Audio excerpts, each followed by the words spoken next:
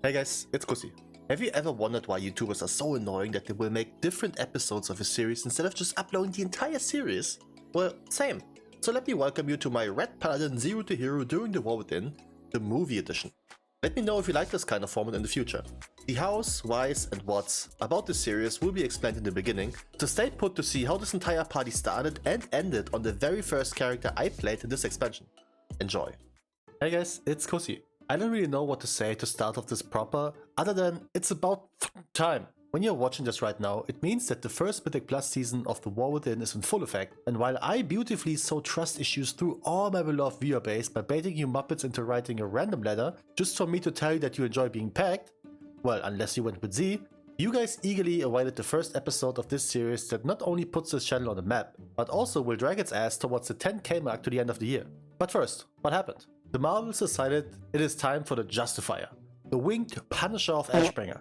And while there are a couple of haters that would say that those shiny bubble Hearthstone combo using cowards are nothing more than Uther's little bitch boys, I dare to argue that the option to play a Paladin was the only reason us OG Horde gamers didn't burn Blood Elves to the ground when they tried to be part of our gang. I mean, you're not wrong. Be it as it may, Retribution is upon us in this first Zero to Hero series in World of War, The War Within. But before I go into more detail about why gearing this expansion is so much different compared to any other, ever, because it's borderline insane how fast you can get gear even without being lucky, which you will all see in a minute, we will go over the rules of this challenge so that we are all on the same page continuing forward. So, like I mentioned, this is a Zero to Hero, meaning we will do this alone. However, not completely alone.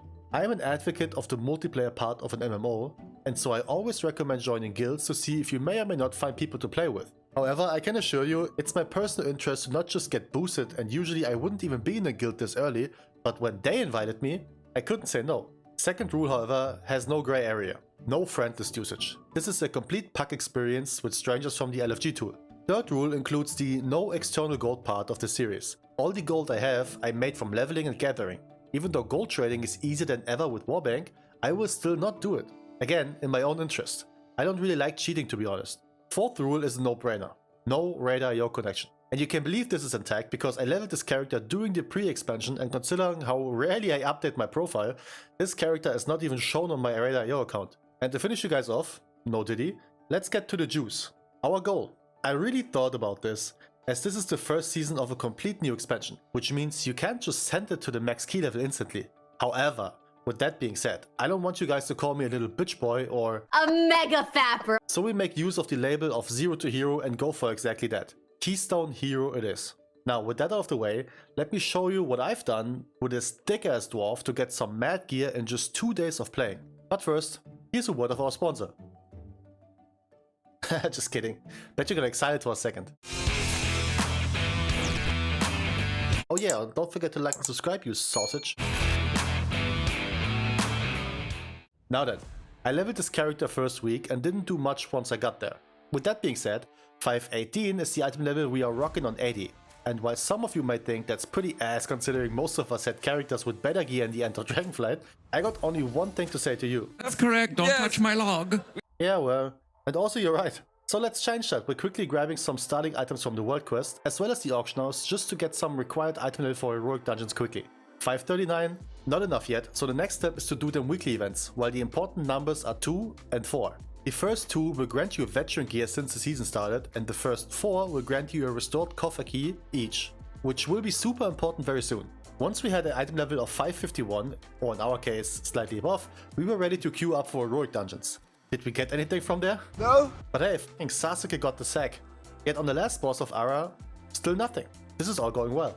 Now, while you watch me attempt Arakara again for the trinket, let's talk about the talents while I'm playing. Do I know what I'm doing here? No. Did I pay attention to any guide? No. Do I think you guys know it any better? So I just skilled random ass talents when leveling, so don't judge me. We also rocked the Templar, cause apparently it slaps. At least my stream told me. And oh boy, did we get loot from the first boss. Unlucky. Yet after molding in heroics and crafting a 50 eye level upgrade ring, I thought I'd just try my luck with Mythic Zero. A lot better gear after all, even though it's more difficult to play. Similar to Mythic Plus, I just made my own party, called it World Tour, like I planned to do all 8 dungeons after midnight, which I feel like was some kind of buzzword for people to show up. Okay, can I be honest for a second? I only did that because I messed up. Instead of heroic, I queued for normal, which I found out after the first boss of the Bee Brewery. Blessing in disguise though, because now this whole thing picked up in pace. Stone Vault is loaded with insane items. Biz Neck, which we didn't get. Biz Cloak, which I didn't get. Insane Biz... But them legs though. Almost the entire team stayed for one more, and I'll just quickly show you before and after of the gear, before we talk about what happened. Nothing happened. Nothing at all. That sucks. And so I told myself to at least do Arakara before going to bed, just to potentially get a shot at the damn trinket everyone is screaming over. So let's talk about Arakara. I feel like the last boss is something we need to educate, as I had mad issues on multiple runs so far already, so let me be the one to give you a breakdown on how this works. Just in case you don't know it yet. And yeah, by the way, I didn't get the egg. You're joking. Kikatal pretty much rocks with 3 mechanics. Erupting webs will put a lot of swirlies on the ground that will stun you, which is arguably the worst thing that could happen to you in there, so 100% should avoid that at all cost. The other pretty straightforward mechanic is cultivated poison. Now this ticking poison will deal damage to everybody affected by it, and once it runs out or is dispelled, it will send 2 blobby poison waves towards the direction of those little fountains that come out of it. One thing to mention is, those fountains themselves don't do damage. You can stand next to people with it, as they are purely indicator on where the blobs will go. The blobs, however, will hurt, so you want to make sure you are not aiming them towards your teammates, or that you are at least a few steps away. With them 2 easy and self-explaining mechanics out of the way, let's talk about the mechanic that causes so much trouble among them puggies. Cosmic Singularity will slowly suck you into their explosion, with a mighty speed suck at the end of the cast, and I know there will be some people that will tell you, oh, you can just simply jump away for the last seconds, and don't listen to those muppets. Just play it proper. The proper way to play this is to use those little purple puddles on the ground. Once you step in it, the goo will root you to the ground, which will prevent you from being dragged into the explosion. But those puddles won't just appear. It's those little jar-wielding disgusting bastards that will drop them once they die. So far so good. We found a way to deal with all 3 mechanics. Now the issue though. The other 2 abilities don't stop happening, meaning you can't just stay in the goo throughout the fight. Instead, you need to get out of it as soon as the singularity ends. And this is the tricky part. I know that because I've seen so many gamers struggle with it, and I only found out how it works by accident myself. Those blobs have a big HP pool, and while DPS probably could just nuke it down, there are more efficient ways of doing so. Either you use something that removes root effects, like Freedom, Tiger's Lust, or Disengage if you are any of those classes, or you simply CC it. Yeah, you heard me.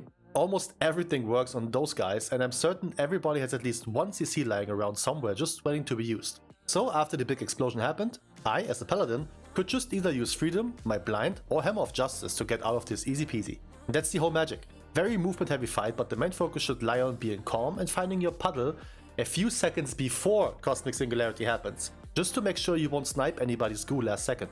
There are probably more ways to cheese this, but we on this channel don't give you that. We educate you on how this works proper. And as you can expect, I didn't loot anything either in this dungeon. Very annoying. Not a fan.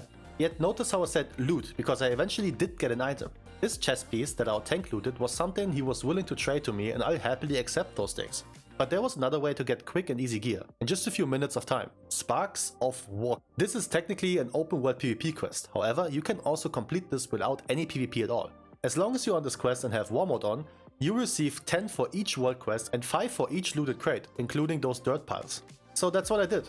1550 blood tokens was the cap for the first week, which you easily reach when doing some world quests along the way. With that, you either buy 1 big gear piece like head, chest or legs, or a combination of 2 minor ones. Only a weapon would be doable for those who only need 1 hand or shields, or you just wait till next week to get more. Very efficient way to quickly get veteran gear, highly recommend. I went with the headpiece myself for the most stats. Oh yeah, and then there are also delves. Man, are they something. While some of them go as intended, others, well, don't. I mean, they do get hotfixed daily at this point, but I'm all for it. I hope Blizzard continues to enhance the system and makes it an actual thing going forward throughout many more expansions to come. The key to grab the best possible loot in here is to complete each difficulty once, so you eventually are able to do them on tier 8. In there, multiple things happen that will give you some mad loot one way or the other. When doing 8, you can stack up your vault to guarantee a hero item level piece in there. That's huge already, but there's more. Bountiful delves, which are those shiny ones on the map, will furthermore increase your chances of loot. Matter of fact, when successfully completing them, you get a guaranteed champion item level piece. So why would I do Mythic 0 for Veteran if I could just do this? Well, here's the catch. You only get to open the important chest with a certain key you do for doing weeklies. Do you remember the copper keys I mentioned earlier? Some gamers kept all the keys since expansion launch. You can obtain up to 4 potentially keys throughout the week. And there are 4 bountiful delves up each day. But wait, there's more. This big void shadow guy can actually spawn a surprise boss, and even though that thing hurts like hell, it actually grants mad loot. He's very rare though, so if you're in a party and he spawns, use everything including Bloodlust. Nuke it down, I'm telling you it's worth it. But wait, there's more. There's yet another rare item that can potentially drop for everybody on the 2 smaller chests in the end. Delver's Bounty will guarantee you extra loot on the next successful day if you complete. And when you do it on 8, it's a hero piece. We are talking 610 item level. Unfortunately, we didn't get to kill the extra rare boss cause my party didn't seem to be ready to deal with this thing by all means. Unfortunate. Oh yeah, by the way, even if you don't got any keys anymore, you still technically can do all bountiful delves to potentially farm the Delver's Bounty quest. Not that I'll do it, but you could. So I did all of them 4, got myself some champ legs, a cloak, a haste mastery ring which is insane, and the same haste mastery ring again but without the socket, which is also insane but in a different way. Looking for raid was also on the list this week, but that didn't give me anything, so let's ignore that. What we won't ignore however is Arakara. I went there again because of course I want that trinket, so we clear the first and the second boss with ease. Yet this time, the last boss became an obstacle we couldn't just jump over. Like I mentioned earlier, this boss has some people on their toes and understandably so. Even though it's easy on paper, it can be difficult to adjust certain muscle memories you might have. Our Druid healer for example killed himself, and with that, us, by not understanding how the blob and their root work exactly. I mean, he did go for the blob every time, but he always did that with a sprint in cat form. Nothing wrong with that, but if he then swaps out of cat to heal others, the snare breaks. Simply because that's what shapeshifting does. It took him a good amount of time to adjust to that, half an hour to be exact, which is incredible, but also admirable that everybody stayed put and went along with it. Mama didn't raise any quitters in this group. And because the game hates me, all of this shit just to get the same item I got traded the last time. Never, lucky man. However, I wasn't done here. For the sake of getting items, I did PvP. And I know what you're saying. Hear me out. Whenever you win a battleground, you got a chance to grab a quest that will grant you 9 pieces of Forged Gladiator's Heraldry. Those are required to craft epic gear, and even though you rightfully wonder what the hell I want with PvP gear, well, they are sort of champ track. Or at least they can go up to 610 on a rank 5 craft. So I got some of them done. Shoulders 603, belt 606 and ring 606. Easy peasy baby. With that, we are looking at an item level of 592, which is absolutely not bad for 2 days of playing, while doing neither normal raid or a full world tour of Mythic 0. I'm telling you, those easily obtainable PvP items really help in the beginning. However, this is where our prep episode ends for today. I already recorded more stuff and I'm having an absolute blast. I also can tell you that there's no chance you guess what happens next episode, when we enter our first Mythic Plus as well as our first raid. Okay, here's a little teaser. Yes! Yes! Yes! Yes! Yes! Yes! Yes! Yes! With that, I wish you the most fantastic day whenever you see this. Thank you for watching, and I will see you in the next one. Peace. Hey guys, it's Kosi. Welcome back to episode 2, in which I attempt to get from 0 to hero in an all-out puck experience with no external gold, no Red IO connection, not that it matters this early in the expansion anyways, no friends, and seemingly no proper talent build, all the way up to Keystone Hero, on a class that many say is one of the worst right now and is totally not busted even in the hands of a muppet like me. Stop the cap! In the last episode, I spoon-fed you with all the information required to not only get gear like this in no time, but also how to be successful in PvP without doing actual PvP. Which ended on us rocking a solid item level of 592 to start us off in our Mythic Plus adventure that surely, without any doubt, will go super smooth, no issues ahead. Man, this was rough already. But before we go there, 2 quick things to bring up. First, thank you for the insane showing of Hobby Love on the last video.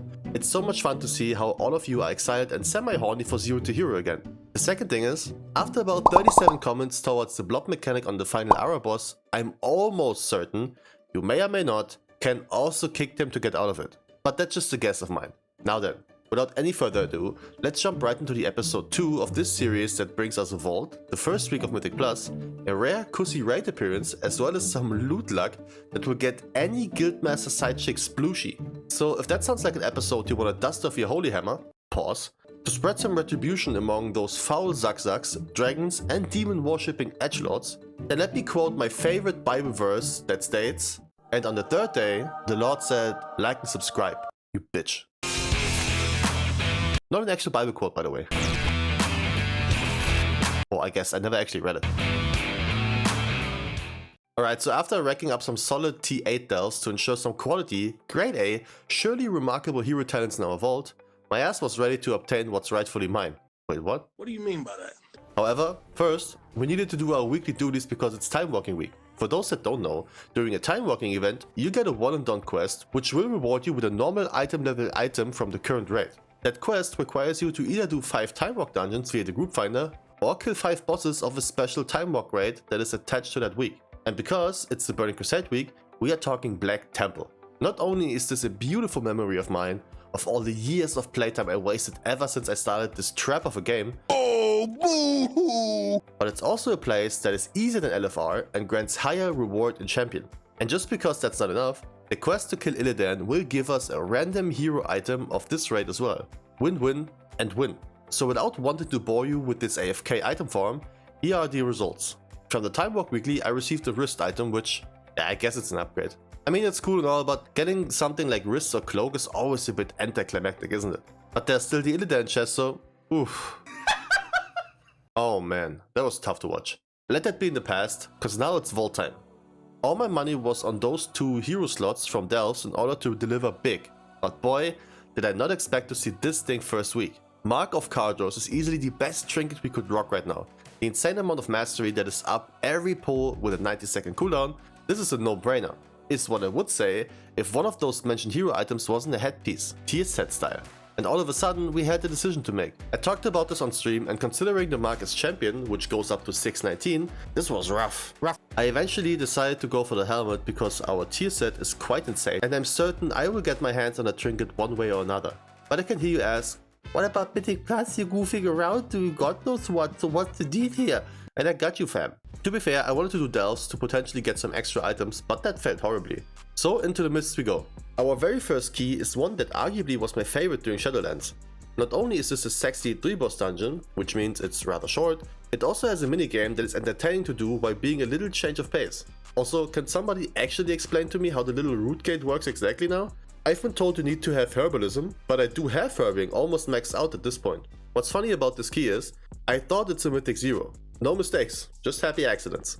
But with this being our very first key of the series, we do need to talk about the affix that is occurring this season. It's called Salatar's Bargain and has 4 different variations, and because talking about all 4 of them would be super confusing, we just gotta mention the one that is active at this week. Ascendant is the one we are dealing with here, which lets exactly 10 void droplets rain from the sky that will attempt the cast. In order to benefit from those, we need to get rid of them by simply using any kind of CC, displacement, kick, or even purges. By doing so, we will receive a buff of 2% haste and movement speed per orb. If we fail to do so, every mob that's currently in combat will receive the same benefit. And haste on them means more slappage on the tank. So how can we, as paladins, contribute to this fun new minigame of our Queen Salatits, Tat? Well, we do have Blinding Light for one. However, it's very meh to use, as it's very limited in range. It also has a cooldown that isn't really suited for this, as it's only up every 3rd ball spawnage or so. But still something to use and to help out, so we're still gonna do it. To potentially snipe remaining orbs, we do have Hammer of Justice and of course our kick. Some classes are really suited for this. I must say Paladin ain't one of them. But back to the actual key. As you can guess, I was very excited for this one, as this was actually the first key for me this season. I waited with that for the 0 to hero, so if that dedication doesn't make you subscribe, then I don't know what will. So because it's missed, let's talk about this funny minigame I mentioned.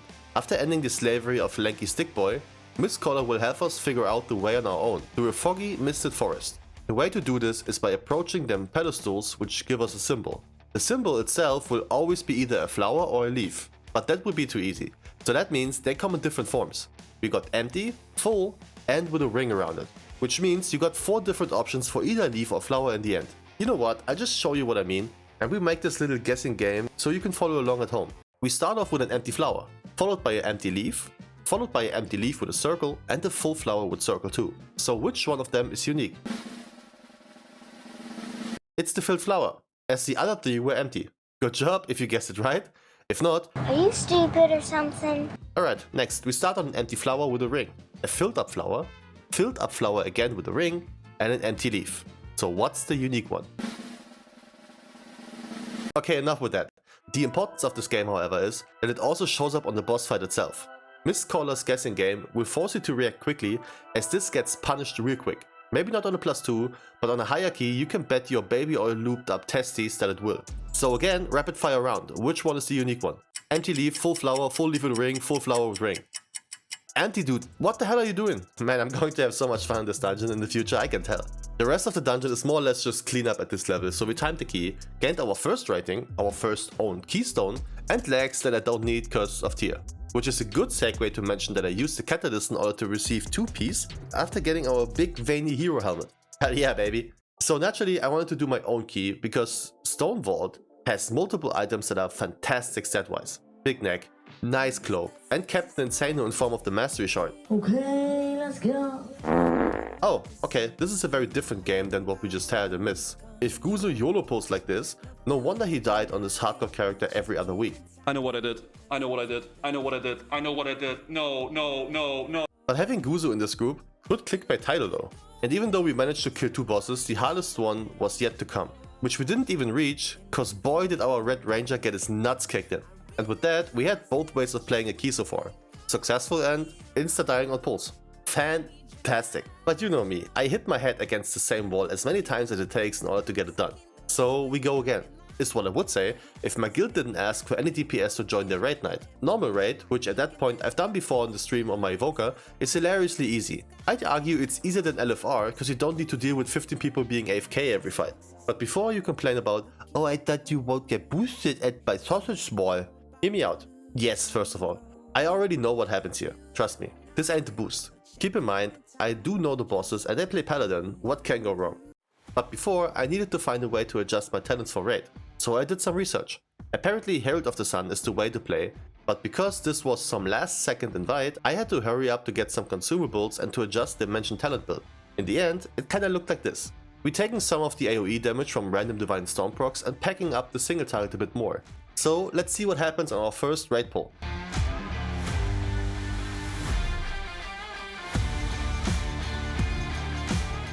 Eventually a good chunk behind the Survival Hunter, but with 595 item level, random ass gear and no clue about my just newly obtained heraldry, I'll take that for now. I was skeptical however about the damage the party provided so far, cause if I'm on second place, yeah, enough said.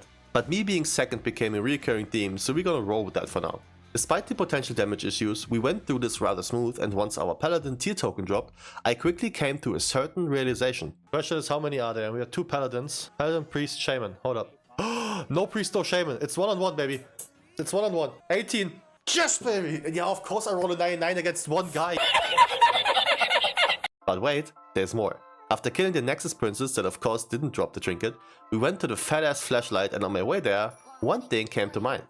And if I check him out now and he has chest, I'm gonna be creaming. He does have chest!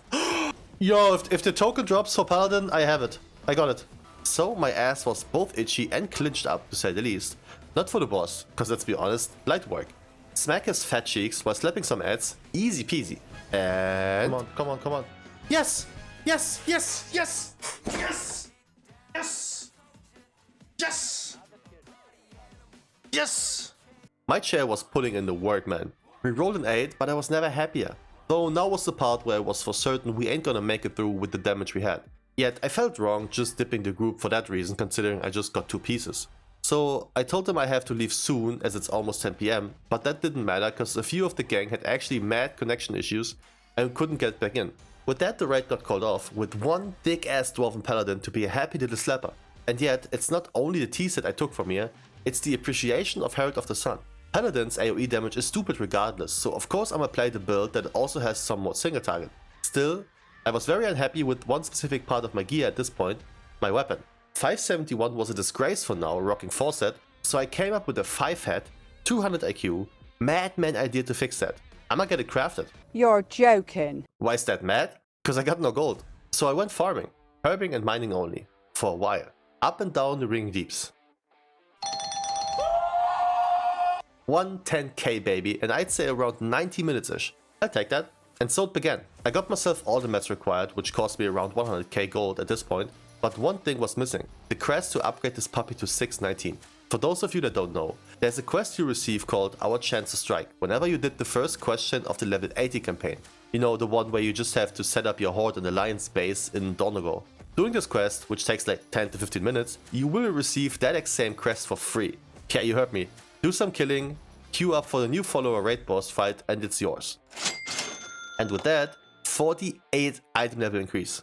48! Weapon damage almost doubled, boy oh boy. So I spent more cash to get myself a big enchant on that puppy right away, of course. With that, it was time to get back into the place we didn't get to do earlier. This time our tank wasn't slacking and my damage was through the roof with Faucet and that weapon now. Holy moly. No trinket for your boy, but I felt like that would have been a bit too much to ask for. 915k damage overall in our first dungeon as the upgraded Rougher. Easy money, baby. I also felt spicy enough to continue my own keys, so we step into the City of Threats +4. Many, me including, count this one as the more rough dungeons in this season, as some of the bosses really hurt and they are even quite unforgiving at times. But this party, man, barely an inconvenience. And yet not everything went as clean as smoothly as one would expect. Man, I can't wait to play Healer in this expansion. Hey guys, it's Kusi. Welcome back to episode 3 of this Zero to Hero in World of War, craft, where I tried to get myself all the way up to 2500 rating without the help of Red.io, friend list or extra gold to craft. In the last episode, we quickly grabbed us a Faucet, and yeah, I say quickly, because we went from 0 to 4 piece in just a few hours. To be honest, we need it though, because Paladin is C tier at max. And while we now have done all the chores, including the raid to maximize gearing potential, we are due for some keys. So let me introduce you to episode 3, the Dungeon Speciale. However, because this video will be part of the 2 separate weeks of Mythic Plus, we do have a vault to open in the middle of the video, so keep your eyes peeled for a huge upgrade in item level. So to recap, we got keys, fails and vaults. What else can you ask for? If that sounds like an episode you want to sing your favorite song that goes like, subscribe to Kusi Slayer and like the video for more content, more failure, leave a sub and don't be a hater.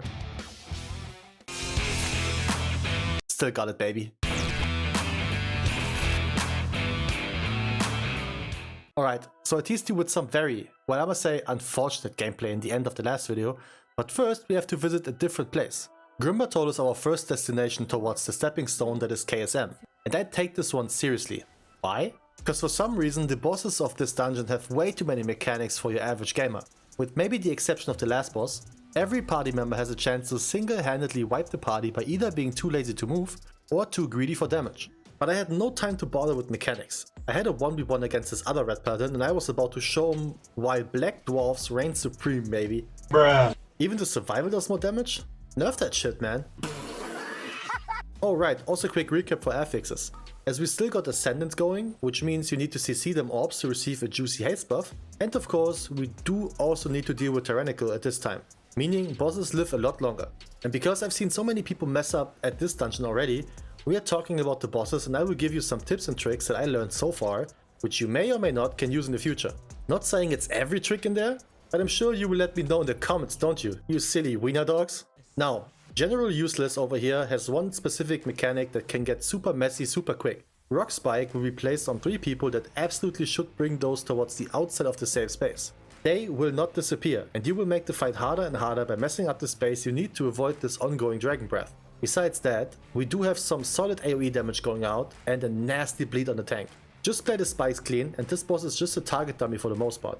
Talking about the second boss, everybody again needs to play mechanics.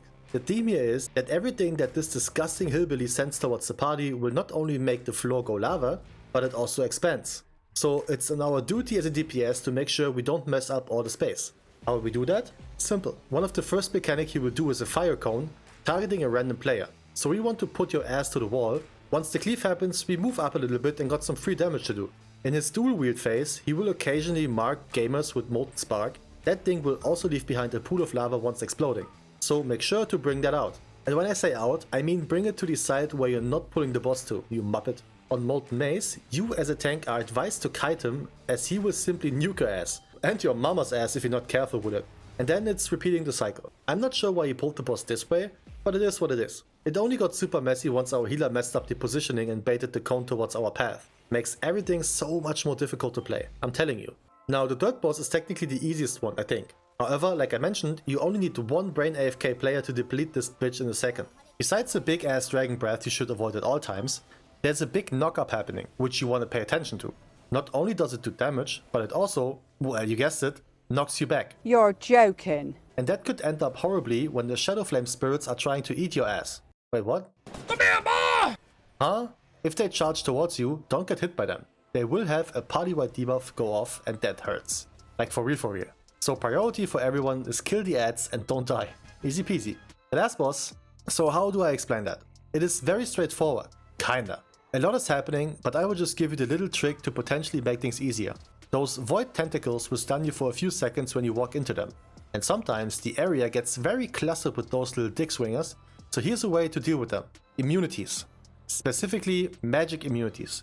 In order to trigger them, you can run through them as long as you got something up that prevents you from being stunned, like Icebound Fortitude on a DK, or something that ensures you won't take magic damage, like AMS, again from the DK, Cloak of Shadows from Rogue, or even Spell Reflect on a Warrior. The Spell Reflect also won't get triggered by it, so you can just run through them for 5 seconds. And then, of course, immunities like Bubble or Turtle. Overall, it's just a very stressful fight, but if you can cancel out tentacles in the little asshole spot that boss gives you to survive, you'll be a game changer, man. Another dungeon on my list this week was a Dawnbreaker. A dungeon I had arguably the worst experience with when the expansion launched, as Silly, one of my viewers, insisted for us to do his favorite dungeon, and it was bugged out of its mind for me. But ever since, I can see what he meant. Solid dungeon with a nice change of pace gameplay-wise due to dragon riding, but without making it as annoying as Narkut was. Yet instead of breaking some Dawn, in here only my mental got broken. Up until the first boss everything was fine. Famous last words. This bitch was just not pleasant to play today. We moved horribly, baited the pools insanely bad, which left us with very little space to play it proper. Our tank getting clapped by beams left, right and center, so we wiped, and wiped, and wiped. That sucks. Our tank blaming his gear for this made me giggle though. We just got tapped by way too much stuff and made it super annoying for our dragon to keep up. Habits, man, not a gear issue. However, this concludes our first week of Mythic Plus.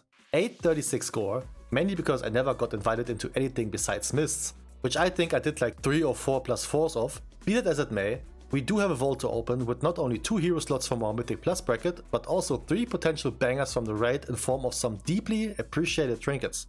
Now, was there anything that was insane? At first glimpse, no. But this hero hand tier piece legit was a 40 item level upgrade. And that made this week's decision actually very easy. 5 set also means we do have the potential to use an offset whenever we get a promising piece in the future. I wonder how many of you still run around without 4 set. Stop slacking, dude. It's only a game. However, new week, new me, new affix. What's new? Well, instead of Tyrannical at +4, we now deal with Fortified. This will increase the damage and the health of trash mobs by a quite considerable... I'm stuttering like a motherfucker. This will increase the damage and the health of trash mobs by a quite considerable amount. And if you think about how a lot of trash mobs actually hurt the party, I got a feeling this could be very unpleasant. And there's also the next variation of Salatit's bargain. Oblivion is up this week, and instead of asking to be CC'd, they need to be absorbed by players as they are rolling towards enemies to be consumed. The other big difference is the buff they grant. For us players, it's 2% mastery and 1% leech, which is huge for everybody. When enemies absorb them, they do however get a flat 10% damage increase. Yeah, 10% per orb. No bueno, papito. Part of me likes this affix more than the other. Another part doesn't. The pathing of those assholes is occasionally so annoying, and because you don't see which orb is charging which mob, they sometimes slip away. It can also be an absolute bitch to deal with on certain bosses that require you to stand still, but you will see what I mean later in the video. Disregarding, I was super excited about this because I always felt that Fortified is easier for pugging than Tyrannical is, because bosses are usually the main issue, and now they are a lot easier to deal with. So Siege of Morales was our first destination, and here our tank quickly learned that Fortified is a bit more punishing. Oh, and just before I forgot about it, one very important thing for all you TPS gamers, look out for the Wave Shaper's Water Shield. Kick that, at all cost. If that thing goes off during the Raider's Bladestorm, you'll be eating through a straw for a while, trust me. Our tank seemingly watched some streams lately, which prompted him to limit test himself. Limit got reached quite quickly, to be fair. Another thing I learned here is that as Paladin specifically, if you body pull an extra pack, don't be afraid to bop yourself like a true asshole. Don't let something like this ruin your deeps, man. However, besides that one wipe and some funky deaths that probably were avoidable, well, besides mine obviously, I mean come on, tank stepped away from the floppy dick and it just thundercocked me on the face. Did it kill me? Yeah. Am I complaining? Maybe not. Why are you gay? But we timed it eventually. Another banging 210 score, and so I wanted to push my own key, which was Necrotic Wank. Do I like this dungeon? No. Do people like this dungeon? No. And I can tell you why. And here, you can't hide your failure. If you mess up, the party will see it. If you place the cone badly, the party will see it. If you die to the breath, the party will see it. If you miss the hook, the party will see it. If you die because you don't move, the party will see it. But let's talk about the hook part, as I had many parties so far that struggled here. So the core mechanic is that the boss creations will throw a meat hook to catch a random party member. But instead, we will use this against him by aiming the hook towards the boss and ensuring an ass whooping. That's essentially the entire idea of the fight. When somebody gets hooked, aim the hook towards the boss and make sure you're not standing in the way. To be fair, the hitbox is really messed up, so make sure to stand either far away or behind the monstrosity when you're not targeted by it. Another thing to mention here is that as soon as the boss jumps back up, he will spawn another one of the Ladyboy toys, so make sure the first one is close to dying. There's a way to cheese the boss here. Just before the mentioned escape of the boss, there will be another hook throw that you can already send towards the original position of the boss. That way he instantly gets hooked back down again. But that's more advanced, so if you're not sure about the boss for now, only make sure to kill the first abomination before the second spawns. Our first poll got a bit messy because one of our Portuguese players got disconnected. However, he returned and so we were able to send it eventually. Oh yeah, right. Don't use bigger cooldowns on pull. Wait for the boss to come down and pound him like your dad pounds you. That's an old game reference, by the way. I'm going to pound you like my dad pounds me. On the final boss, there's only one thing to mention. If you either dispel or cleanse yourself from the root, make sure the rest of the party is out of the circle first. Otherwise, they will become trapped themselves. Another 210 score to our name, racking up to an overall of 1256. After that, I did do another Grim Butthole, which is a thing that I didn't expect to say out loud ever. Yet this didn't give me any score, but an insane ring. Now I only need the trinket from here, badly. The last dungeon for this video will be a stone vault, and to say this one was smooth is so far away from reality as me doing this full time. And for me, the reason for that is clear. I'm French. I'm French. Let me tell you something about French gamers or about French people in general. You think Germans hate everybody but themselves? Well, that's what we think about French people. Most of them notoriously refuse to speak English, and most of them also believe that they are a better human than you are.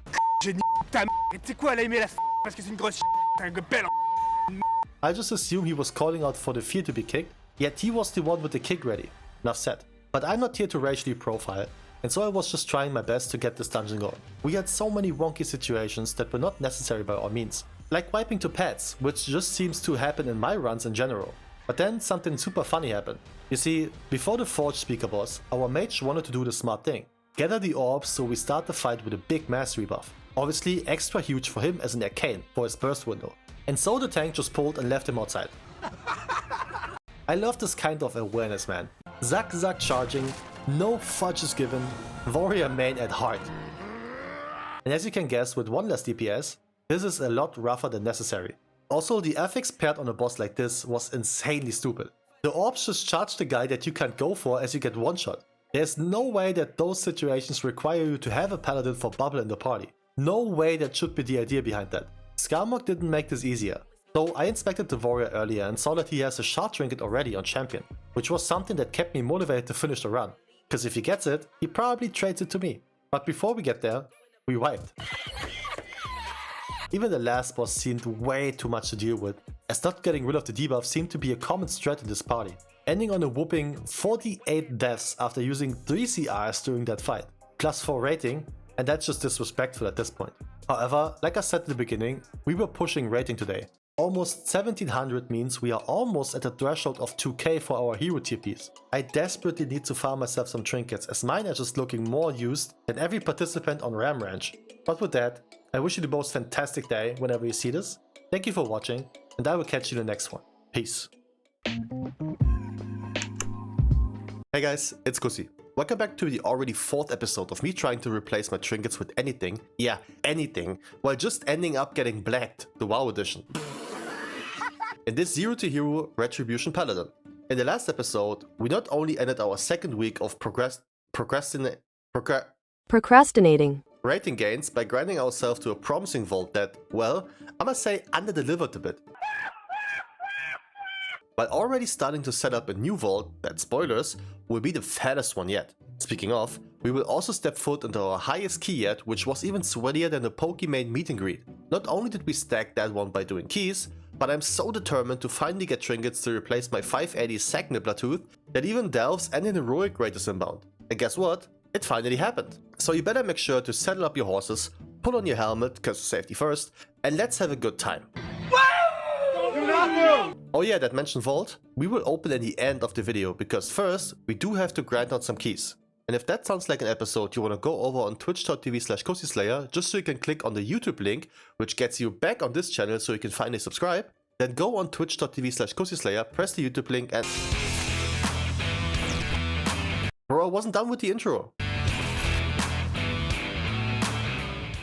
Alright, so we ended the last episode with your average 48 death Stonevault run that had everything from big pew pew, racial battle shouts, and locking out DPS from bosses, which in the end gave us nothing but experience and the friends we made along. Man, shut your bitch ass up! So here's what I did. Do you remember the normal raid I did the other day? Yes. So my guild wanted to do heroic raid as well. And before you say, oh but why about doing gameplay, you German reader? Hear me out. I checked. Our guild only killed one boss in heroic. So this is far from a boost. However, because I didn't get shit from this, even though we killed boss 2 to 4, I will keep this short. Look at this damage, dude. See it in my ass. However, as I mentioned, the raid didn't lead to anything besides me getting one hero vault slot from this, and so our path continues in the same direction we came from. Huh? And if that sounds confusing, let me show you what I mean. Stone Vault, baby. I was done messing around. I only applied for Vault, Kara and Grim Blast Hole in order to get what I need. And instead of French, we got Germans. Not sure if that's better. Also, why does every German server has the word black in it? The only thing that's dark about us is our history. However, this run already started off a lot cleaner. And what else happened? I got myself another crafted item. I followed the footsteps of Radar.io degens and got myself the second embellishment that pretty much just enhances my weapon embellishment by 100%. And because plate is expensive as hell, I went with the cloak. Saved me some bucks for sure. To be fair, I would have loved to have the flat mastery embellishment from Dragonflight for this bad boy, but it is what it is. Coming up to the first boss, I just want to say again, I love Herald and Mythic Plus. The single target damage it provides is so much more reliable than Templar, even though I'm curious to do another Templar key in the future, just to see how hard this bitch can crit now. So here's one thing that messed me up, because I used my cooldowns before the boss died, my timing was off throughout this entire trash phase. I always just set it up in the middle of the fight, which is okay since the damage is still strong, but it slightly tanks my overall eventually. And just to mess with me, the tank here did some weird dark magic bullshit to summon a swirly right under my feet as I was happily bunny hopping. I don't know how I explain me dying otherwise. But hey, Skarmorer comes around, your boy pumps. The perverted dwarf and his double blowhole blaster robot came around, your boy was not holding back by all means. And then the most annoying of them all, not because it's the hardest by all means, but because this one is usually the last thing I see before utter disappointment in the dungeon chest. But not this time, baby. Not only am I able to replace this dog shit unused 2-minute CD, low ass stat giving item that not only needs a cast time, a goat offering and a Michael Jackson moonwalk performance to do its magic, it's also replaced by arguably the biggest item. But whole trinket. Shut up. It's my series. Shard's the best. However, now it begs the question that I've been asking myself more often than I can remember. Right? Am I Pat? And the answer is yes. You see, do I replace active for active trinket, or do I try to roll with double active simply because our cooldowns are so low that you can easily have them both used almost at all times? So that's what I tried. I applied forever and ever to get myself into an Arakara key just to potentially get lucky in the Gluck Gluck Double Twister Trinket edition. And eventually, I got in. Now, here's something I need to show you. In my streams, I always preach to simply put in a note whenever you apply. It either can be something useful, like letting them know you have foresight, a big weapon, or, perfect hairline, but it can also be some bullshit to potentially make them giggle and invite you. I'm aware that not everybody reads the notes, but I do, and this, ladies and gentlemen, is how I got invited into this key. Said some dumb shit, made the party leader chuckle, and here we are. So trying out double active trinket, I could pretty much tell you that this ain't it, chief. I mean, we did top DPS on the first boss, but I may or may not sniped some ad damage like a true degen. This overall was a fierce battle of two paladins, all till the end, but again, I had some weird moments where we pulled and I didn't have my cooldowns ready just because I used him to finish off the last pack. He cooked me in the end, and guess what? The trinket dropped. But not for me. I reckon I still shoot my shot here, even though we all know the answer to this question anyways. After that, I did swap back to the damn Blue Fang as my second trinket choice, and even though I really wanted to upgrade some items badly, I thought it might be smarter to wait for the vault to happen first. At this point, my vault was also very much stacked, but I wanted to go further. And here comes the determination into play. You see, the following dungeons were recorded in between 2 12-hour shifts. Yeah, I get home, got like 3 hours to chill before going to bed. And this is what I do. Like and subscribe for the absolute hustle, man. Disregarding, I, of course, got stuck with a 6 necrotic wank again. This thing is haunting me and absolutely nobody and their mother want to deal with this shit on midnight, just before reset. So I named it +4 just to see if that works. And it did. So I lowered it like a little bitch, even though I absolutely believe I could go higher at this point. And here, multiple things happened. First, we got ourselves a Demon Hunter and a Devoker, which I personally am a big enjoyer of. Secondly, our tank pulled so much in the beginning, no way we're gonna have to run back to start after the dungeon, which is also nice. Spoiler though, we did slightly overpull. The third thing that happened this run is that your boy finally made use of proper utility, as Lay on Hands was pretty much always on cooldown to save somebody's ass. This spell got used on the first boss to get rid of the disease, and of course, big pumps. But hey, don't worry, some misplaced too.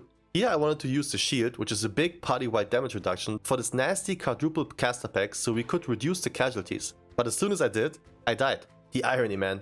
I was too confused on figuring out my active or news button, and so I got clipped by the big AoE on the floor. And when I say clipped, I mean I stood absolutely in that, no questions asked. Oh, and hey, look at that.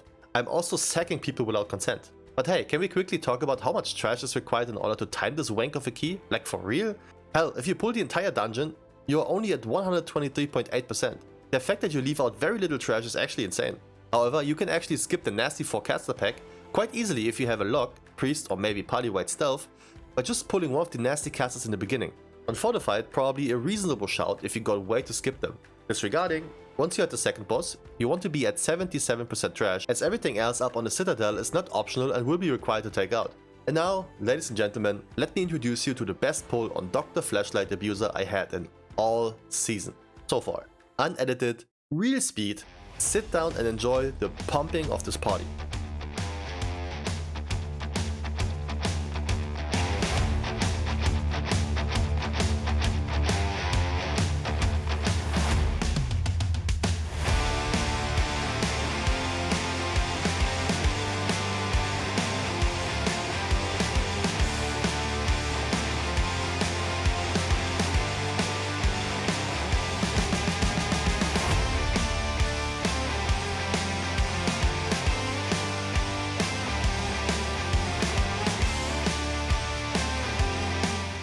Yeah, I know it's just a +4, but come on. You don't see that shit that often.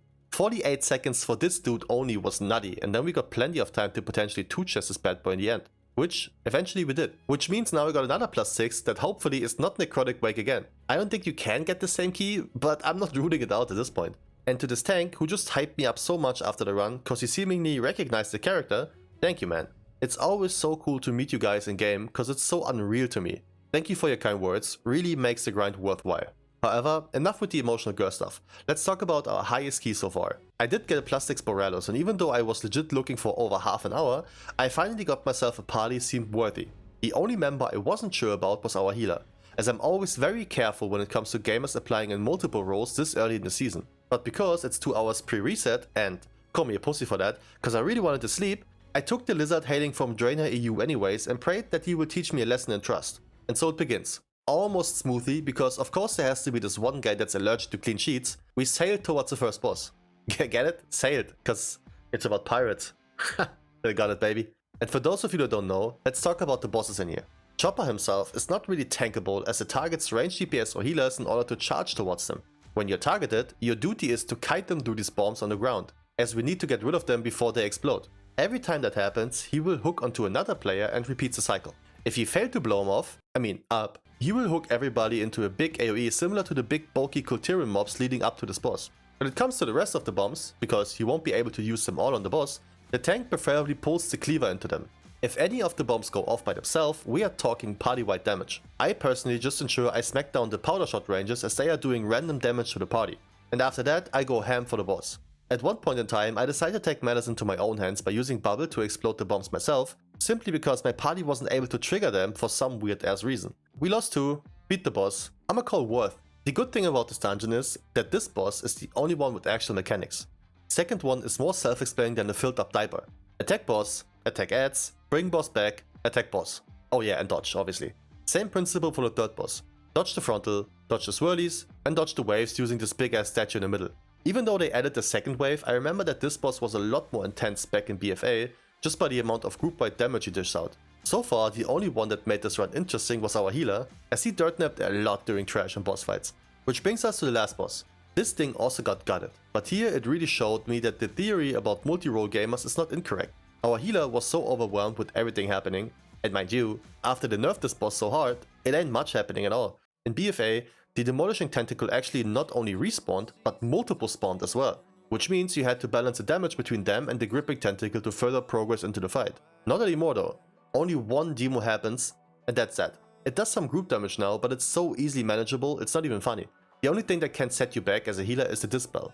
That thing slaps insanely hard, so you want to make sure to dispel somebody ASAP, preferably a melee so they can keep stacking, but make sure they aren't stacked on the moment of the dispel, as that will yeet them back and potentially drop them into the water. After killing both tentacles, you shoot the cannon and repeat that 2 more times. That's it. Now here's what can make things worse. The magic debuff not taken seriously is one of them. The other thing is the tank moving away from the demolishing floppy dick. If the tank isn't close enough, it will attack the closest person instead, and that's one of your melee DPS, so GG. And we could not handle this.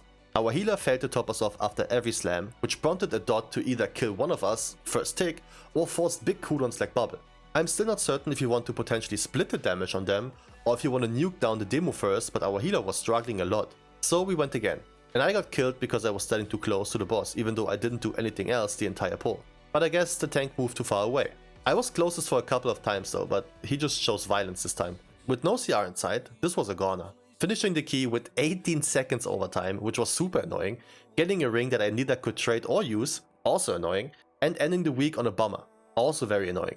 With that being said, 1732 in rating, which means we didn't get too much progress today, but I was mainly focused on getting gear upgrades, which worked a little bit in form of the shard trinket. Yet, we are talking vault, and that one was packed. Surely I get something massive. Huh? Wait, but 616 trinket, surely that's an upgrade. Oh man. Hey guys, it's Kusi. Hello there. Welcome back to the already 5th episode of playing the arguably hardest thing in this game today, in which we try to not blow our swiftly one-shot Merco on pole to rip aggro. In this 0 to hero, Ret Paladin is totally fun and you should absolutely check it out edition. In the last episode, we finally conquered our fear of new trinkets as we finally sharded up, we did some bitch flesh pounding, and we eventually failed our first +6 key as we simply couldn't find the one piece. Get it? Because it's pirates. And yes, there was also the vault, but I don't want to talk about this, man, okay? I'm cooked. However, that's in the past, as in this episode we simply advance. And when I say that, I mean we will finally get rid of the last nasty blue piece of shit item and replace it with... Nah, you will see. Continuing on our advancing stuff, we will absolutely blow our rating up today as we not only attempt keys higher than 6, but we also do our very first +10 of the series. We also will learn that some of my lovely viewers are nothing more than hating bastards that just want to spread despair upon me every time I go live. JK man, I love you guys. Unless I don't. So we will reach new heights in terms of items, score and key level. And if that sounds like an episode you got a nosebleed from just out of pure excitement of what's to come, then make sure to like the video as well as subscribe to the channel as we are 100% on the road to 10k to the end of this year and I'll be damned if we don't get it done.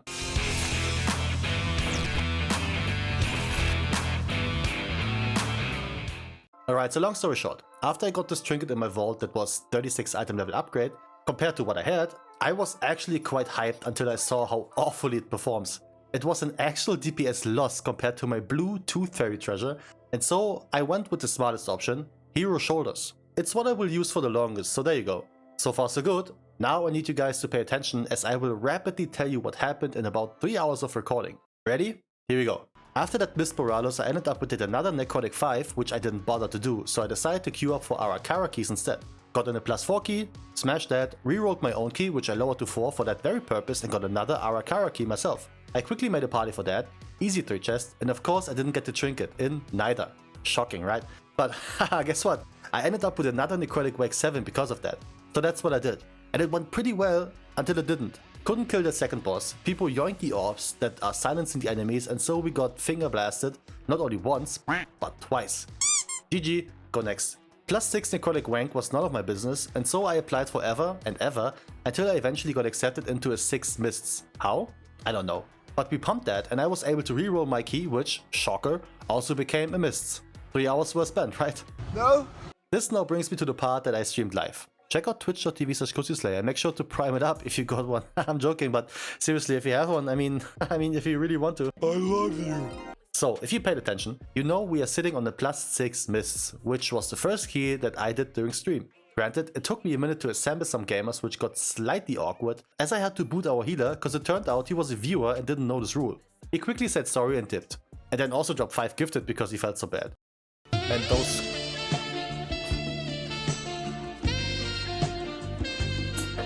You're good, man. Don't worry about it. And I'm very thankful for the support. I love you. Got a dragon as a replacement, and even though this run didn't go super clean, we had enough juice to eventually 2-chest this bad boy. Apologies for making this quick, but we will return to Mist, don't you worry. And because it's a 2-chest on my +6, this means 8. Quick maths. I had the fantastic chance to play my very own Grim Battle key. Why is this good?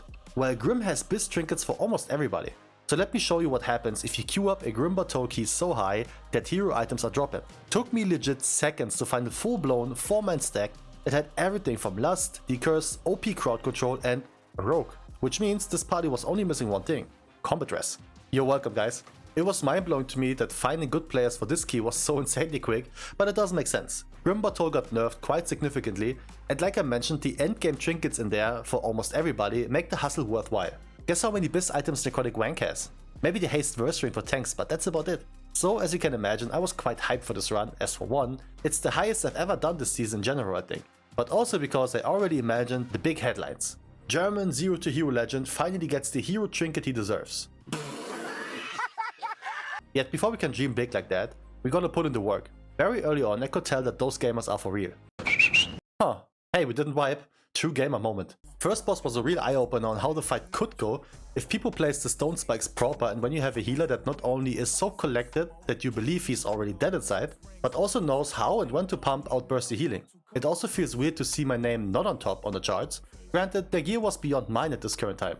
And just after I got happy that this went clean, someone redeemed 5000 channel points for me to delete all the items I get in this dungeon. All of them. Shit's rough, man, but I guess that's a fair trade for me to record while streaming. The second boss is also very worrisome, or so I thought, because when you think about it, the only thing you need to do is place the abilities in the right way. By doing that, it will take forever to run out of room. And as you can imagine, this party didn't mess around. They meant business, and so did I. Sort of. Oh, no, oh man. Who also didn't mess around was Draga, as he mind-controlled our mage to get hit by the only mechanic that will wipe the entire party. And it wiped the entire party. Even 2.4k gamers don't play without mistakes. I fit right in there. Yet even though this didn't go as clean as I imagined it before we started, we still timed it. Plus 56 rating. All that matters, and of course I get loot which I have to destroy. Fortunately for me, it wasn't something I could use, so I'm happy about that. What I also was happy about, big segue here, was my new key. And for all of you nasties out there thinking, oh man, it's Necrotic Wake. It's not. It's Mist, baby. I tagged those 3 boss dungeons on Tyrannical all day, man. Or all week rather. So into the Mist we go, and +9 is actually a game changer as well as a certified big boy key. Timing +9 will give us 12 of the finest crests to eventually upgrade our crafted gear all the way to 636. And even though it took me a second to find myself a party that I trust with this holy grail I call Mist 9, it was worth it. Granted, on paper they were actually worse than the last team I had, but even though we lacked some gear and score, we had passion. And you can't teach passion. Actually, our healer queued up as DPS, so I was slightly worried that this will be a replay of the siege key from last episode. But trust in the passion. But first I trusted into the light as I set up my insane light hammer, pause, to do some unethical magic, pause, and then I bubbled just out of straight fear to possibly stand in random AoE, so I had to stand there fully stunned and watch the hunter pass me on the meters. Unlucky, man. Disregarding, I will say this, and I know this might be something you won't agree with.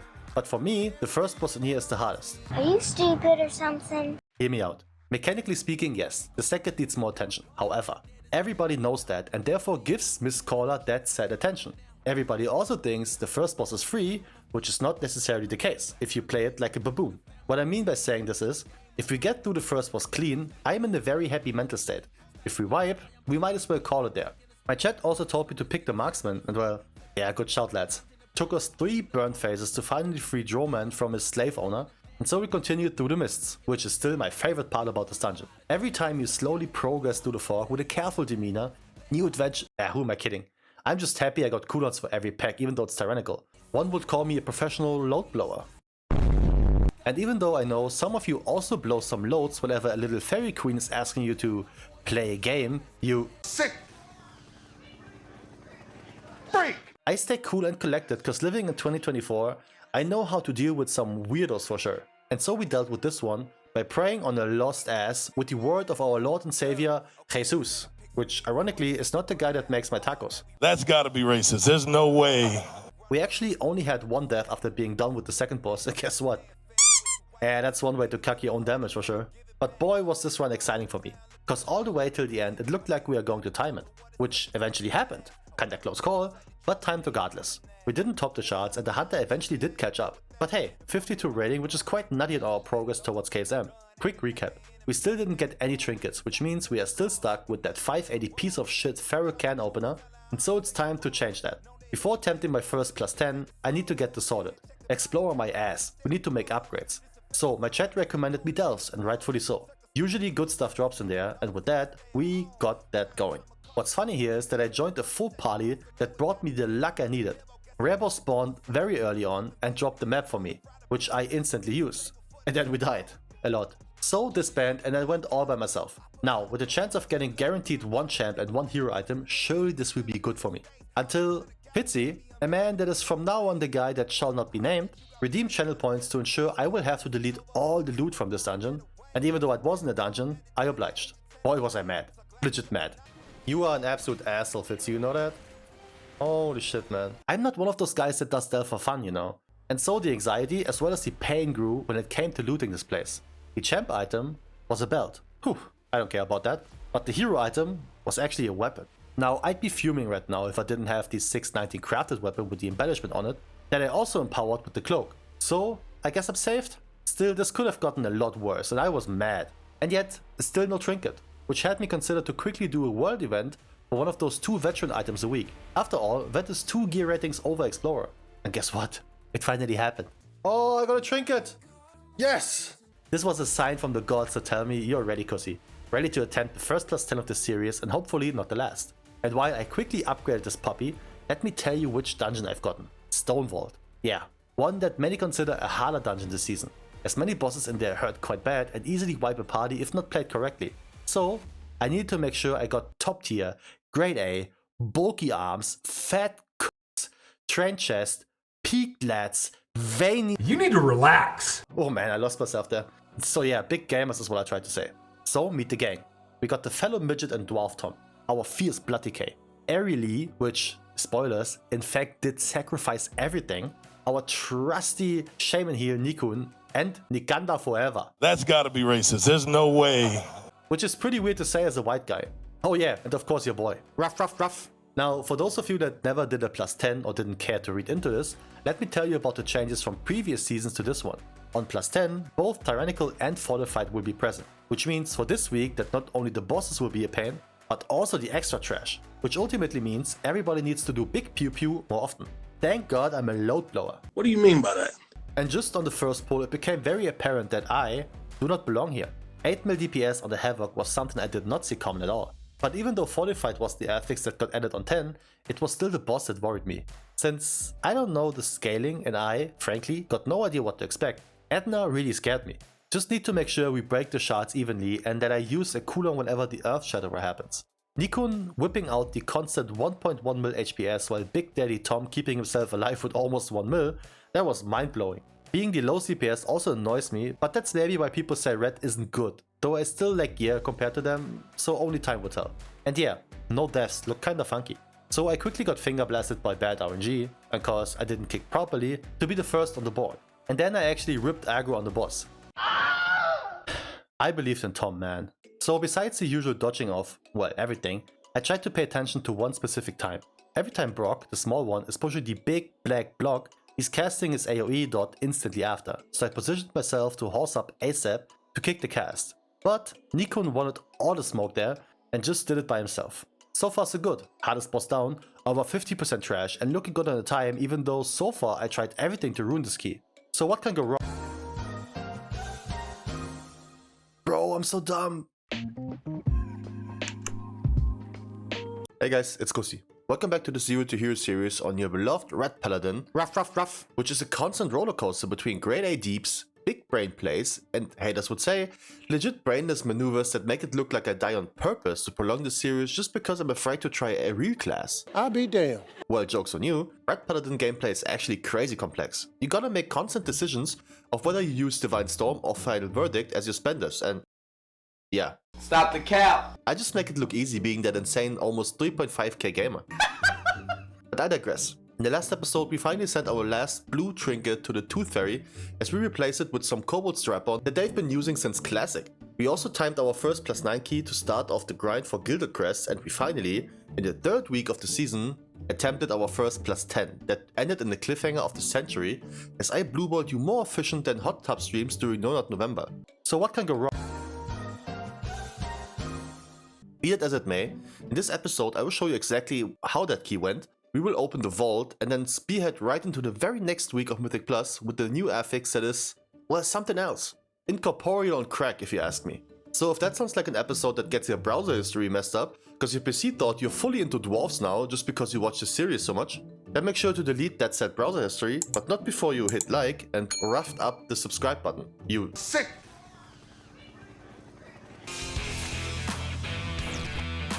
Freak! Alright, first of all, I'm very happy you guys enjoyed the way I ended the episode. And trust me, I'm usually somebody who likes to finish things, but I just had to. But what happened? This was actually one of those things that wouldn't have happened if I wasn't streaming at the point. I legit was looking at chat and caught a glimpse of fighting on the trash mob, so I assumed our tank is already added. But as soon as I pressed judgment, I remember that they are always fighting, and so I died and took somebody else with me. Which now means, just like in old dirt nap fashion, your boy is not only 3 out of 4 deaths, but also took almost 1 minute off the clock because of that. As a grown man, I blame you guys in the chat, what else? My dumb doings didn't stop us from continuing the run, and so we eventually ended up on Skarmo Rock, which I always underestimate. The amount of group-wide damage that thing does is mind-blowing. Easily the most stressful mechanic in here are those little crystals, and we need to get rid of them ASAP. But we can't nuke them all as they apply a nasty stackable debuff that will just rail the entire party if we do. So we have to coordinate, which is something nobody ever said about puck runs. But this party is pumping, and I also pulled my shit together, which ultimately meant that we ended up on the final boss with pretty comfortable 4.5 minutes to get it down. No lust, but as long as we don't fully wipe, we should be fine. So my focus was solely on surviving. Every time that big circle goes off, while I also have the ticking debuff, it slaps me, like hard, actually hard. That's something I didn't know until I felt it myself. After that, I always made sure to either have shield, protection, lay on hands, or at least a ward of glory hole up to save my ass in an instant. Pretty difficult when you have to adapt on the spot, but also quite fun to be honest. And so we actually timed this key. 5 deaths, 4 of them me. Yeah, I totally didn't get carried here, no way. Yet against all rules, I didn't get an item even though I was the weak link. Fix your game, Blizzard. This was an eye-opener though. 10s are no joke. But because I can't blame my gear with 610 for this, it has to be a gamer issue, which means I am very confident that I get more calm over time and eventually will be able to play these easily. 104 rating to our name as well, which is huge, but now I was missing 20 for KSM. So let's quickly get that done. I had many keys that I only tried on +4, so getting one of them higher would easily do the trick. I actually tried my key that I just gotten, which was Necrotic Wake, and nobody applied. You're joking. Shocker. So Siege will have to do, and because I got so much more to show, there you go. KSM baby. Meaning we do have a token now to get ourselves a hero set piece, which I will keep after reset. Speaking of, it's vault time. Big vault. Huge vault. Throbbing vault. Well, okay, 1 myth track item. The good thing about myth track is that it's a guaranteed upgrade. So I'm not gonna... God have mercy upon us. Bro, a ring? Seriously, a ring? Out of everything you give me, the only fucking item where item level doesn't matter as much? This is a freaking tragedy, and I simped all possible items in here. The ring being a 20 item level upgrade was legit a less than 0.1% upgrade compared to my current ring. Yeah, it wasn't as bad as the DPS decrease from the candle last week, but it's still steaming dog shit. Was a close call between wrist and belt, and thinking about the template changes, I should have used the wrist suit to crit, but I took the belt. Now whatever, I'm so defeated, man. So I went over to do the time walking raid of Ulduar instead, because that's a good and easy way to potentially get some banger passive trinkets that will proc main stat just like the Brute Sack. Went super well, sort of. But since we got more to talk about, that's what we got from both the time walking weekly as well as the Yoxaron kill quest. Shitty wrists, and just to give me the to the face, another belt. Life is good, thanks for asking. With that being said, no more bullshitting. We got keys to pound and score to scrap. And we start with something I'm very excited about. Siege 6. For what? Why? Okay, that was legit just a warm-up key, as the key that I have gotten from the vault actually was a Miss 10. So let's talk about the new affix. As this marks the 4th week and also the last variation of Salatit's Bargain. Devourer is one I got mixed feelings about. On one side, I'm happy the annoying affix disappeared that gave reduced damage taken to every mob while alive, as this messed up a lot of boss fights very often. However, even though this current affix is a lot easier to play around, it's still a lot worse to play around. Are you stupid or something? And if that doesn't make sense, hear me out. In this version of Salamom's Bargain, every player gets a debuff that is dispellable with every dispel the game has to offer, as it counts for every type of magic. Meaning Mage's Decurse is just as useful as a healer's actual dispel. So far so good, but there's the issue. We had a similar affix in Afflicted during the last few seasons, and let me tell you, nobody gives a shit about them. Nobody. It's insane. Because besides dispelling, you can also heal them through, as they are pretty much just a heal absorb, and therefore it's deemed a healer affix. And people don't care about it. But I wouldn't be good or a cussy if I didn't give you an easy walk around for this affix. Shamans. Poison Dispel Totem to be more specific. This thing is always up when the WoW hits, has long as range and does work for the affix. And it easily gets rid of everyone's debuff. It's insane. So pretty much that ridiculous meta healer is even more meta now, and while warriors still get nerfed regularly, they even had a harder time this week getting into the keys because they can't do shit against it. Peak Blizzard decision making. But that's none of our concern, as we got plenty of stuff to work around it. Dispel, Dwarf Racial and Lay on Hands can help all in clutch situations. This run was pretty cool though. We got a juiced up Shadow Priest, which got heavily buffed in the last reset, as well as another Paladin that's playing Templar on red, which also got buffed. And even though I was looking everywhere to find a potential Bloodlust, it was just nowhere to be seen. Not on the first pull, not on the first boss, not on Mistcaller. I guess just because we got it doesn't mean we have to use it. Classic weekly no luster. But now check this out. We learned from last week. No deaths till Mistcaller. Guess who died first? Wasn't me. And even though I would love to show you some stuff from here, this was a very uneventful run. Besides not using Lust, which we eventually pulled the trigger on during the final boss. Even 2-chested this thing in the end, and we almost beat the decked out Shadow. Red damage diff is PI and PI only. I won't take any other explanation. Considering we timed this one on +9, 32 extra rating seems fantastic as well. Yet because the game hates me, I got another 12 Stone Vault. Yeah, not doing 12 man. Not on my watch. Lowered that to 10, got myself a party, died first pull, and got myself another party to do the 9 instead. Wait, what? That escalated quickly, but because we did some floppy big pull without the proper output and or controlling tools like silences, this was over quicker than my Cussy Speciale I'm giving to the ladies. Be that as it may, we do 9 instead, and even though we had a full wipe on Void Malphite, we still timed this eventually, which gave me another +10. A banger. I'm talking actual banger. Easiest dungeon. Nothing can go wrong edition of Keystone Hero. Ara Kara, baby. So I quickly gathered a party for this beauty, and I was all confident that this is a free one to play. Shaman Heal, Vengeance Tank, 3 Dispels and a Poison Cleansing Totem. There's nothing that can go wrong. Well, nothing besides us not playing the affix at all, and the boss healing himself for 180 million due to it. Alright, didn't I mention that? No! If you fail to dispel or heal through the affix, every enemy will be healed for 10% of its HP per stack that went through. Which is extra annoying on +10 because of Tyrannical on bosses. So yeah, that was my Arakara 10 experience. Unlucky, man. Granted, I do believe I got so comfy with Shamans just purging it by default, I probably didn't dispel myself either that often. Gotta be honest here. Naturally upset of not getting any +10s done here, I'm still hopeful to get the 9 key done for Gilded Crest, which we eventually use to upgrade our weapon. Keep in mind here, at this point of recording, the changes to +8 also dropping Gilded are not enabled yet. And with that, Ara 9. Went a lot cleaner, pretty smooth actually. Yeah, okay, I lied. Pretty much a wipe on the trash. Shit's rough, to say the least.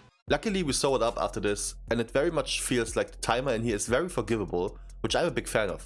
Pretty sure we almost had a 2-chested as well, but 82 rating nonetheless, and yet another Stone Vault. Not another one? Bro, please Blizzard, you can't tell me this is RNG anymore. Every week there's one dungeon I just seem to get every damn time. I'm done with Stone Vault, and I hate it just as much as Ian hates Blood Trolls. Blood Trolls are bad dudes. Okay. They're pretty black. We're gonna kill them. Got it. However, I still wanted some more crests and keys, so we go to the vault again. No, not to that vault, the stone one. Another party, another time, same pull in the beginning, a lot cleaner, a lot more chill because simply we have a Boomkin silence that is so good on these pulls. However, at that point I was kinda milked, and you can see that by spectating how I die. I legit died to the first boss because I was standing too close and got clipped by multiple lasers. What a hilariously dumb way to drop here. Like, come on. Got rest and did the exact same thing again. I had to sober up if I wanted to be a useful part of this group, and so no more dying. Bruh. Well, okay, I didn't have anything left anymore and now a healer dirt nap. What do you want me to do? This was looking a lot more grim already, but the good thing about this being a +10, even if you don't time it, it will still contribute towards the vault, and that is all that matters to me, besides the crests themselves. So the party continued until we legit hit a shit brick house in form of the mountain called Skarmorak. He just clapped our cheeks like Diddy would do at his house parties. Not once, but twice. Lost myself at a Diddy party, man. If you know, you know. On the second poll, our healer admitted fault, cause I do believe he died to one of the swirlies, but in no way I was in a position to flame anybody but myself. Played like ass throughout the dungeon and our dragon carried us hard. I kinda felt bad for him cause he was trying to time this so bad, as he had done it on 9 only. I'm sorry, man. We called it there, and instead of going for the 9 I had, I was more interested in getting into a normal raid kill for the final boss, as I'm still very much intrigued by this bad boy of a trinket from the queen. So that's what I did to end the stream, and while I leave that in the background, let me talk to you for a hot second here. When writing the script, I'm almost certain that I have to work a bit more this week, which means I will have less time to edit the video for Friday. With that being said, for the sake of finishing the series, I will most likely spend the majority of the week to grind score and put that Keystone Hero achievement in the bank. I already do have plans for another series, but at this time, I don't want to talk about it too much now because the way the spec gets decided is a bit different than what we usually do. But what can I say though is that of right now, I don't even know it myself yet. However, tell me in the comments what role you would like to see me go for this early in the season and tell me exactly why it's not healer because that's too easy. Am I right? Also let me know if you want a review video about Ret Paladin in any shape or form because that could be fun too. As you can imagine, I didn't get the trinket, because why would I? With that being said, thank you for watching and thank you for the most insane support I could have dreamed of so far during the War Within. And sorry I didn't end up on a blue balling cliffhanger again. I will try to do those more often in the future, I promise. Didn't do this one in a while, so I wish for you to have the most fantastic day whenever you see this. Thank you for watching again. Until I catch you in the next one. Peace. Hey guys, it's Kosi. Welcome to the 7th episode of this Zero to Hero Ret Paladin edition, in which we attempt to get to 2.5k using only the dungeon tool, no friends, no external gold, no raid IO, and certainly no viewers to boost me through keys, you damn muppet. So far, we did everything in our power to upgrade our gear to the maximum, which included a cheeky 619 weapon craft, which we will upgrade later on, getting KSM for a free hero set token, which we will use today, and conquered the fear of plus 10 keys in order to receive a myth track item in the vault, which eventually shafted us in a way only Blizzard could do. God have mercy upon us.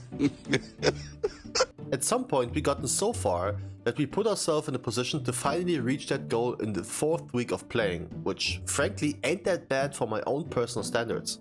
So enjoy this episode as we are closing in towards Keystone Hero today. I got like 16 dungeons loaded for you and this jam-packed episode, even though I probably leave out the uneventful ones. With that being said, if that sounds like an episode, you want to take this playlist and send it to your mom, brother or cousin, because let's be honest, if you're here your dad is probably gone. Then make sure to hug the like button and make sure to embrace the subscription as we are on the road to 10k till the end of the year. Surely my dad will return when I hit 10k. No? So we ended the last episode on a loss with a depleted plus 10 stone vault, 2145 rating, as well as an item level of 611. Which means... Okay, where do we start here? Ah well, I joined Heroic Progress for court with my guild, and after some time, being it about 2 hours, we eventually killed it. Cool stuff, but this boss didn't drop anything, and I kinda just joined to potentially kill Queen. Can't win them all. Next on the list, our mission was to get another plus 10 key, which means we need to push our own. But first, let's get on the same page when it comes to affixes. It is still Saladot's Bargain, Devour Edition. This will debuff every player with a heal absorb that can also be dispelled to be dealt with in a matter of seconds. Not only are all kind of debuff removals valid for this, like decurse, disease removal, or just the dispel, the automatic display from Poison Cleansing Totem used by shamans is easily the best way to deal with them, hence why you're gonna see a lot of them blue boys throughout this video. Cause I'm done messing around. I depleted too many keys this season to take this lightly, and so we slammed through our first key of the day, plus 9 stone vault. Cause as I said, we need more 10s. Now haters would say we didn't slam that one, as we barely had 2 minutes on the clock and 9 deaths. But I'd say you're wrong. It's like bragging to your boys that you slammed the ladies, but you only did the bare minimum. I never said this and I never meant. We didn't deplete it, therefore it's a slam in my book. Also got a necklace from our monk here, bigged up. But here's where my fun found a quick and painful ending. City of Threats, man. People really dislike City. I would understand if healer don't like it, as 2 of the bosses in here are just so unpleasant. But damn, not even tanks do. It takes forever to find a party just to see this happening. But hey, City 9 is also fine and it's easier, so what can... Oh boy. Ah well, we 2-chested the plus 8 afterwards. Wish I had those guys in my last key, man. Yet not only does this mean we are back on the 10, we also now got enough Gilded Crest to upgrade our stuff. And that's exactly what I did. big, juicy, throbbing new 636 weapon means that I will be addressed as endgame Kusi from now on. I even grinded this series off stream as I quickly got myself a party for the Miss 10 I got, just to end up with a Dawnbreaker key that was very special in many ways. But what happened? So I unintentionally baited my party into doing an 11 key. Yes, actually unintentionally. And I say unintentionally because I did try it later on, but it never worked again. I queued for the 10 and simply forgot to lower it while we all agreed to just send the 11, and if it fails, we still got the 10 to play afterwards. Sounds good to me, and my party was ready. Planning lasts in advance. They knew what they were doing. And boy did this go a lot cleaner than I expected. No casualties on the first boss, and no casualties on the trash towards the second, is what I would love to say. We had some, I must say, miscalculation issues, like me dying to a frontal that didn't even show up in its entire range, cool game Blizzard, our tank dying on pull, and yeah, the second big mini-boss just raining us like we are hookers on the first day of December. What do you mean by that? So yeah, plus 10 it was, and I was quite happy and surprised we actually stuck together. Same thing, no issues to the first boss fight, and no issues on the trash towards the second, is what I would love to say, but boy did this go funky again. It went so weird that I legit thought this is it as I saw our healer disconnecting. Luckily he returned and we were able to play the second boss, finally, with only 12 deaths. And considering we got about 12 minutes, that still ain't that bad. What a lovely timer. Alright, quick Kusi lesson on this boss, specifically for tyrannical weeks. Manage your defensive cooldowns. So here is what the boss does. We got Shadow Decay, which is just a straight up very disgusting AoE that's powerful enough to remove years of a healer's lifetime, as it's very stressful to heal through. We got some funky adds that only are a problem if the tank ignores them. Then we got a tank knockback with a big ass AoE circle around him, and those are the basics. But now the one you actually need to play, Dark Orb. One player, that's not the tank, will be targeted by this and you have to line it up in a good way. In an easy world, you want to aim this down the road, as it gets the maximum traveling distance before exploding. The damage of that orb reduces depending on how far away it is. But if you think that is all there is to it, think again, sister. On the fourth Dark Orb, there is a very, and I mean very nasty overlap. The boss explosion will hit and the cast of Shadow Decay will begin. So we are talking big damage on big damage. How we deal with this? Defenses, of course. How did I deal with that one on the Paladin?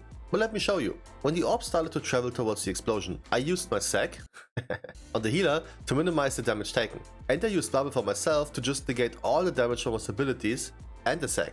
And I prepped to use Lay on Hands on somebody, which in this case was our Warlock. This is how we use utility over here, guys. If you are a mage or a hunter, use Block or Turtle for this. If it means you can't do damage for 5 seconds, that's okay. If you lift this overlap, you win the fight. I'm aware that some classes have it easier than others, but still, be mindful and make sure you have a death rolling with this overlap. On the last boss, I'll only show you the little trick. Once phase 1 is dealt with, you can instantly fly towards the final area without having to follow the boss around. And that is that. Finally, another plus 10 done that isn't mists, and we claim 114 score to our name. Damn! As well as another, well, mists. Shaman and Warlock wanted to stay for this as I was offering it as a quick weekly key. Though this also got quite wholesome. See, we invited a tank heal pre-made party that instantly asked for us to not be pricks in order to run this. They said they just had multiple keys depleted because somebody left early on. Now, did they overthink it a little bit? Sure. Do I understand their pain in queuing all night and not getting shit done? Absolutely. And even though this wasn't a zoomer when it came to key speed, it was still a proper, clean and well executed run, which ended up in our priest here looting the changeling, and he didn't need it, so he gave it to the Warlock, which was extra cool, because even I went on a holy spec to potentially loot it for him. Just a fantastic session overall. But again, I ended up with a city 11. Not a fan, as I already made peace with the idea to just keep it on 8 till the end of the series. Yet, mama didn't raise no bitch, so I sat in queue for about 20 minutes in order to get this puppy started. So yeah, eventually we timed the 8, got a 9 Dawnbreaker, which got me a Siege of Paralysis 10. Finally a key people want to play for the love of God. Now, I gotta be honest, I absolutely lost track on how many keys I did this week until I checked the recording. I attempted 22 keys, both completed or abandoned, which I recorded. And then there's probably 2 or 3 extras that I did for crest farming. Oh boy. This siege key, however, made me realize that I've grown a lot more confident when doing plus 10 keys. I still need to focus up because every death just takes so much time off the clock, but I don't have to clinch my ass all key long anymore. And I can say this because throughout this key I just ranted over my previous vaults from the past 2 weeks. Speaking of, as this key didn't go super fast and uneventful, let's open that said vault and prepare for our final push of the series, as we need 115 rating to achieve the dream. 2 potential bangers in this one. 2 myth slots. Man, I was ready. Excited and even more ready to finally grab a big upgrade for once during the season. So my options were 2 hand pieces, 1 set, 1 non-set, both the same stats. That's rough, man. Like, don't get me wrong, it's 13 item level increase compared to the ones I have, which are also set hands, so I will not complain. But having an option that doesn't really is an option just felt a bit depressing. Yeah, well, at least an upgrade, so it's more than the previous weeks. And so I got myself a big bulky 636 ring crafted and upgraded some items to eventually reach an item level of almost 618. I also bought myself the hero pants from the token we got from the KSM achievement. Surely this will be enough. However, first, we do have something enjoyable to do, as the War Within dungeon event is live right now. It means you get a free heroic raid item for doing 4 dungeons. In Dragonflight, only Mythic and Mythic Plus dungeon contributed to this quest. Now it's heroic dungeons as well. So that's what I did first, as I wanted to be prepared to the absolute maximum for our final push. And what do you think? Would it be something of use? Or will I get absolutely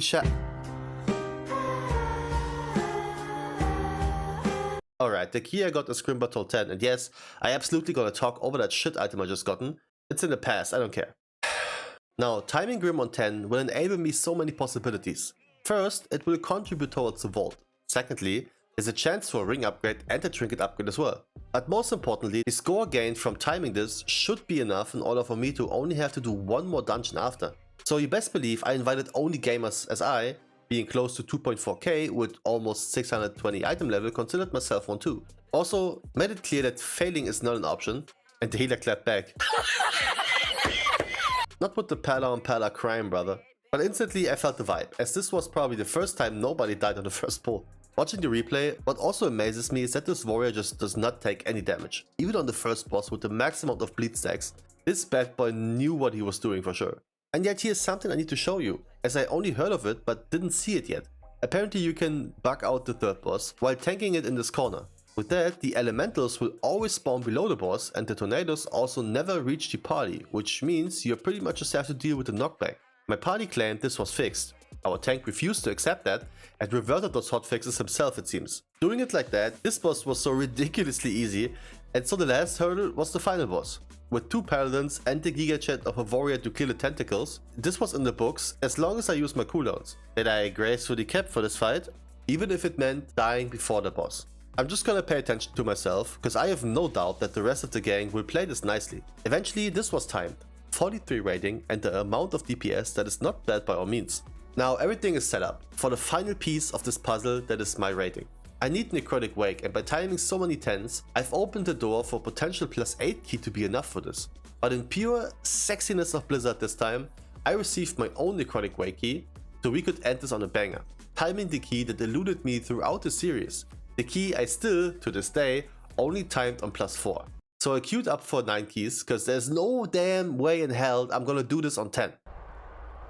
Yeah, well, okay, I tried actually. But I had no tanks or healer applying, while also just having about 3 DPS queuing for it as well. Alright, since this is after the reset, the affix changed. Below 10, we do now need to deal with Tyrannical again, and instead of just having the first version of Salathos Bargain, we have the second one instead. I'm guessing Blizzard wanted to rotate them around, so it's not always Tyrannical when the first and the third affix is up. Makes sense. What doesn't make sense though is the pathing of this tank during the first boss fight. Not using all the space in the corner and instead running a circle while tanking the boss in a way we can't prevent the orbs from reaching the boss. Booty called on the middle pack as well, and there we are. Got it down in the second attempt, but considering how unfriendly Necrotic is when it comes to the timer, this could get rough. And rough it was, as we ended the second boss with pretty much 12 minutes to play the rest, which is totally doable, but then we had this happen. Not 1, not 2, but 3 packs. They wrapped us up and sent us flying to Narnia in an instant. Alright, let's go again. And this time I knew I can trust my lizard healer, as he got the reference. Hello there. General Kenobi. Also, this seemed very much more controlled in the way the tank handled the boss position wise. Much clean, many wow. Now for those nerds of you that sit on the forum discussing strats for keys, what is the spear usage now after the nerfs? You just gonna send a spear for each of the first 3 bosses? Or do you still want to keep 2 of them for potentially 2 phases on Stitch Flash? Let me know in the comments. Yet I'm still not a big fan of Orc Evokers. I know that they are stupidly good right now, as they provide so much utility throughout the party, but for pugging, it seems risky. If 1 DPS dies, you pretty much lose 40% of your party's damage. Luckily, so far, this went fantastic. And let's take a quick second to appreciate and acknowledge the thing of beauty, which was the Stitch Flash fight. Not only did the first hook connect, but so did the third hook, to ensure he will return to the fields instantly, and then the 5th hook to repeat that as well. We had a perfect uptime on the boss, and I was not too shy to tell everybody, which left us the final boss with comfy 8 minutes, only 3 deaths, 4 deaths, 5 deaths, 6 deaths. Oh boy, our warrior really wanted to test our combat rest reactions, huh?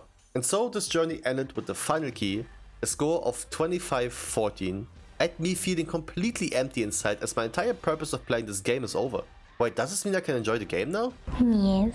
In all seriousness, I actually had a blast. I'm very happy I got to play a spec that's not useless and it's actually insane in puck scenarios, as you can prevent other people's deaths as well, unless you die as much as I did. I hope you had just as much fun watching these as I had when editing, cause there will be more coming soon. I'm currently recording footage for a new class reveal as I have planned something rather fun, to be frank. I'm working on it right now. With that being said, thank you all for the insane support throughout this series already, and thank all of you for hanging out with me while streaming as well. It's so much fun to vibe with you guys so regularly, even though I can't do it when somebody's watching. As always, I wish you the most fantastic day whenever you see this. Thank you for watching, and I will catch you in the next series. Peace.